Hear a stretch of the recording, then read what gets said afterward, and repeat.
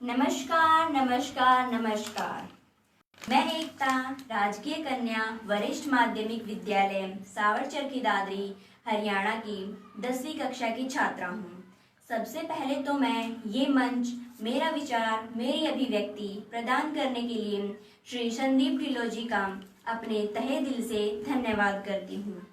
मैं सुरेश भारद्वाज जी को भी धन्यवाद देना चाहूँगी, जिन्होंने हम सभी विद्यार्थियों को यह मौका दिया। मैं धन्यवाद करना चाहूँगी श्रीमती गीता देवी जी का, जो मेरी प्रेरणा स्रोत रही हैं। मैं उन सभी को धन्यवाद देना चाहूँगी जो इस वक्त मुझे लाइव देख रही हैं। तो आज का मेरा विषय है दहेज एक सामाजिक कलंक। तो चलिए, मैं दहेज के बारे में आपसे कुछ पंक्तियां कहना चाहूंगी। दहेज की ज्वाला से जलती हैं जिंदगियां, दहेज की ज्वाला से जलती हैं जिंदगियां, दहेज के सहारे कहाँ पलती हैं जिंदगियां, दहेज के सहारे कहाँ पलती हैं जिंदगियां, अगर कर ले मांग इसकी कोई बुज़दिल तो, अगर कर ले मांग इसकी कोई बुज़दिल तो, जी की सलाखों में आके खेलती है। चलिए, मैं सबसे पहले आपको ये बता देती हूँ दहेज नामक बला है क्या। दहेज वो वस्तुएं या वो सामान होता है जिन्हें माता पिता अपनी पुत्री के विवाह में उसे उपहार स्वरूप देते हैं, जैसे चूल्हा, कुछ बर्तन आदि। हमारी भारतीय संस्कृति में अनेकों प्रथा, दहेज प्रथा जैसी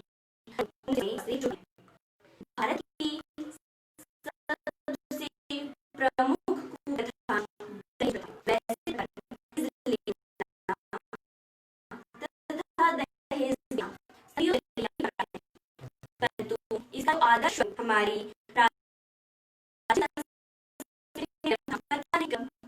हो गया। माता पिता के प्रेम का प्रतीक होते हुए अवसर पर देते थे, परंतु यहाँ एक रूप धारण कर चुकी है। दहेज जो इस अर्थ होता है सौगात। यह भारतीय संस्कृति में कब शुरू हुई यह कहना तो कठिन है, परंतु वेदों में भी इसका जिक्र मिलता है। वैदिक काल में माता पिता अपनी पुत्री के विवाह के पश्चात उसको अपनी गृहस्थी बसाने के लिए कुछ वस्तुएं दिया करते थे, जैसे चूल्हा, कुछ बर्तन, गाय, चावल तथा कुछ घरेलू वस्तुएं।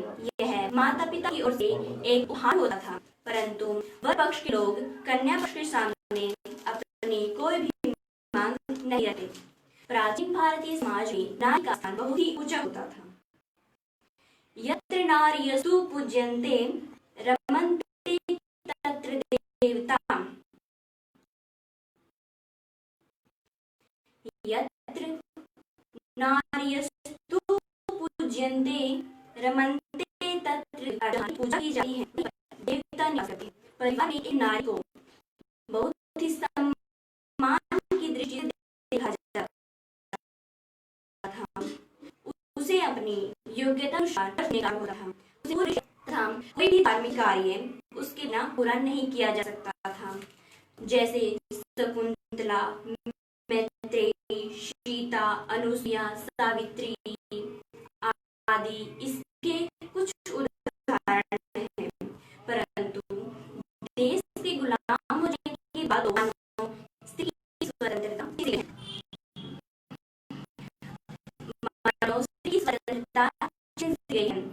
उनसे अधिकार छीन लिया गया। वह देश की स्वतंत्रता के बाद तो दहेज प्रथा को और भी अधिक बढ़ावा मिला। आजकल आप देख रहे हैं और हम देख रहे हैं कि समाज में प्रदर्शन की भावना अपनी रफ्तार पकड़ रही है। अमीर लोग अपनी बेटी को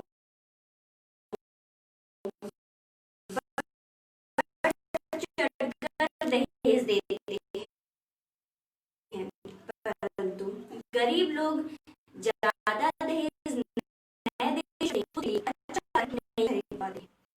आजकल आप देख रहे हैं कि वर्ग के लोग ज्यादा दहेज की मांग करते हैं। ऐसा नहीं है कि वो शादी के समय दहेज के, वो शादी के बाद भी दूसरे और दहेज की आशा करते हैं। दहेज देने में असमर्थ होकर आत्महत्या कर लेते हैं, जो एक बहुत ही बुरा फैसला है। काले धन के प्रसार के कारण भी दहेज प्रथा को अधिक बढ़ावा मिला है। यद्यपि आजकल स्त्रियां पुरुषों के साथ कंधे से कंधा मिलाकर आगे बढ़कर कार्य कर रही हैं, तथापि माता पिता पुत्री के जन्म पर शोक व्यतीत करते हैं।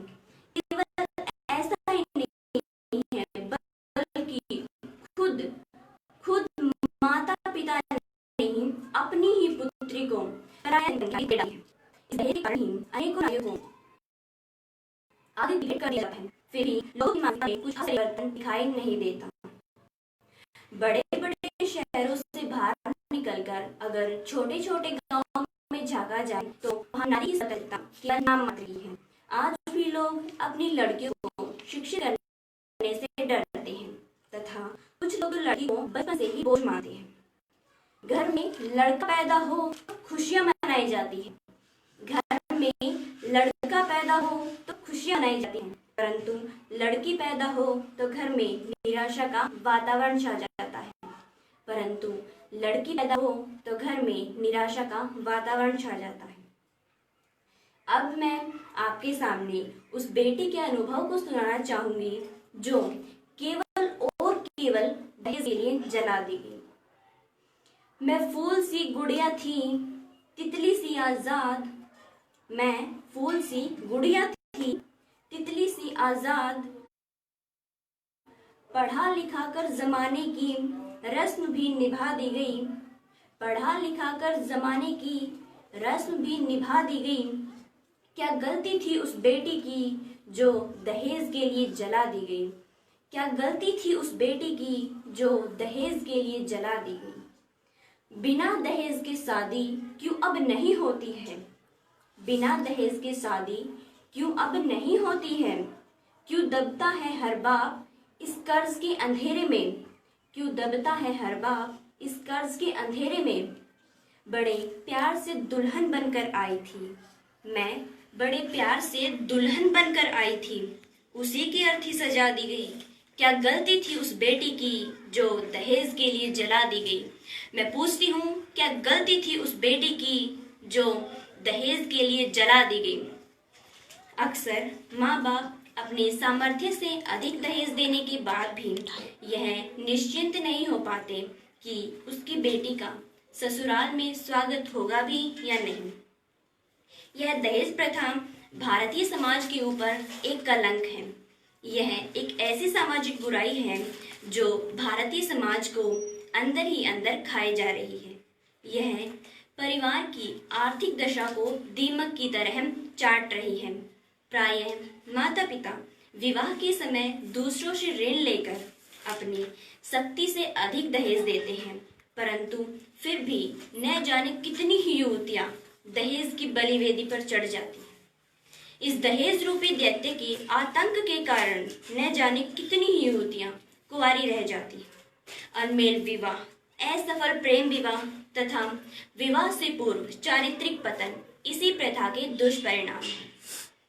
हमारी भारतीय संस्कृति में अनेकों जातियां हैं, अनेकों धर्म हैं, फिर भी केवल और केवल, हाँ केवल और केवल हिंदू धर्म में ही दहेज लेना और दहेज देना चलता रहता है। निश्चय ही यह दहेज प्रथा एक ऐसा अभिशाप बन गई है जो निरंतर अपना विकट रूप धारण कर रही है। अगर समय रहते इस दहेज रूपी दैत्य का उपचार नहीं किया गया तो यह हमारे समाज के नैतिक मूल्यों का क्षरण कर देगा और मानवता से शक्ति रह जाएगी तथा मानवीय मूल्य समाप्त हो जाएंगे। महात्मा गांधी जी ने दहेज के बारे में कहा था कि जो भी व्यक्ति दहेज को शादी की जरूरी शर्त बना देता है वह अपनी शिक्षा और अपने देश दोनों को बदनाम करता है। तथा साथ ही साथ पूरी महिला जात का भी अपमान करता है। यह बात महात्मा गांधी जी ने देश की आजादी से पहले कही थी, परंतु देश की आजादी के इतने सालों बाद भी यह परंपरा बड़े ही शान और शौकत से मनाई जाती है। हमारे सभ्य समाज के गाल पर इससे बड़ा तमाचा और क्या हो सकता है। इस दहेज प्रथा के कारण ही अनेकों नारियों को कई प्रकार के अत्याचार सहने पड़ते हैं। आज हमें इस देश के हर घर तक यह संदेश पहुंचाना ही होगा कि दहेज लेना और दहेज देना दोनों पाप हैं। दहेज की चिंता के कारण ही माँ की गोद में उसकी बेटी को मार दिया जाता है। क्यों? क्योंकि उसकी शादी होगी तो दहेज होगा, दहेज कैसे चुका पाएंगे माता पिता।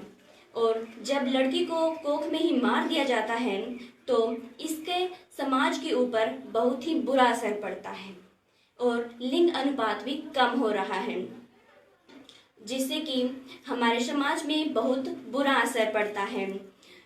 अगर दहेज प्रथा का इतिहास देखा जाए तो इसका प्रारंभ किसी बुरे उद्देश्य से नहीं हुआ था। इसके प्रमुख दो कारण थे।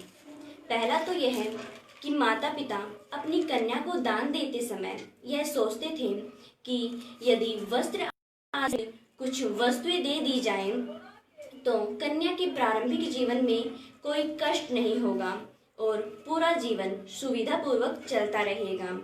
तथा दूसरा मुख्य कारण यह था कि माता पिता सोचते थे कि माता पिता भी ये सोचते थे कि कन्या अपने घर में अपने भाइयों के समान भागीदार है। चाहे वह अचल संपत्ति नहीं लेती हो, फिर भी उसे विवाह काल में यथाशक्ति धन आदि दिया जाता था। इस समय के चक्र में इस सामाजिक उपयोगिता ने धीरे धीरे अपना बुरा रूप धारण कर लिया। दहेज प्रथा को समाप्त करने के लिए सन 1961 में एक कानून बनाया गया, जिसके तहत वर पक्ष के लोग 2000 रुपए से अधिक का दहेज नहीं ले सकते।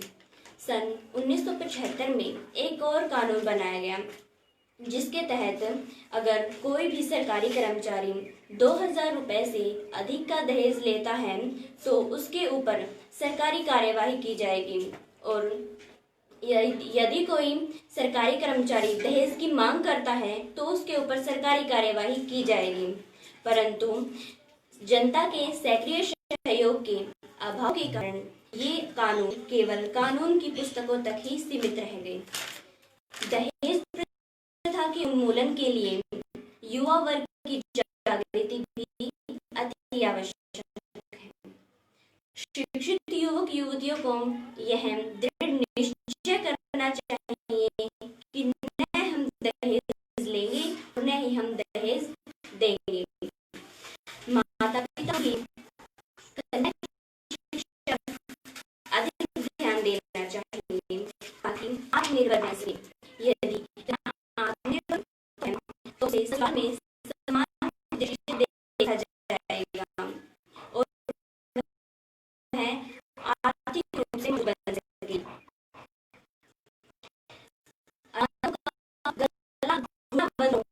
अरमानों का तो दहेज के लिए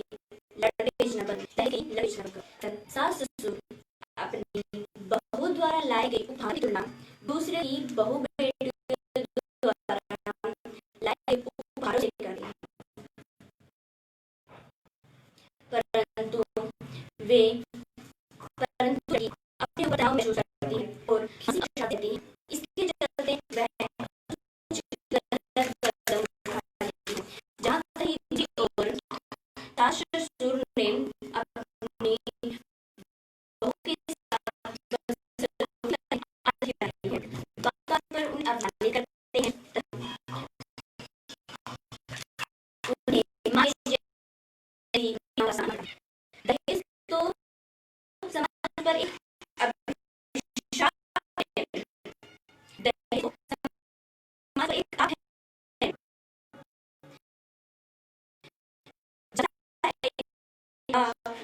क्या बेटी का पाप है? दूसरा बेटी का कोई पाप है? सूक्ष्म वर्ग करना आदि